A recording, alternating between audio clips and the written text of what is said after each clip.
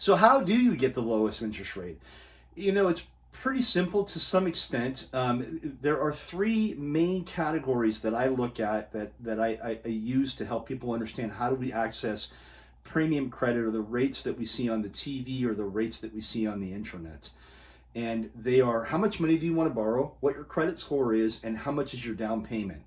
And so those three boxes come with some thresholds, if you will. So here in the San Francisco Bay Area, the conforming loan limit is now 726 and change.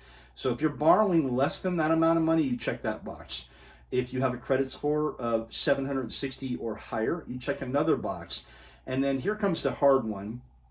If you have 41% of a down payment, then you check the third box. And that unlocks access to what I would consider to be the premium interest rates that are available.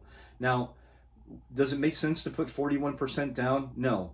Is it possible that you would want to borrow more than 726,000? Yes, of course it is. Is your credit score above 760, or maybe it's not. That doesn't mean that we can't get you a loan. That doesn't mean that we can't get a decent interest rate. It just means that when you move these things around on the page, so too does your interest rate. So when people ask, what are rates like, I'm going to ask you those three questions: how much money do you want to borrow, how much is your down payment, and what's your credit score?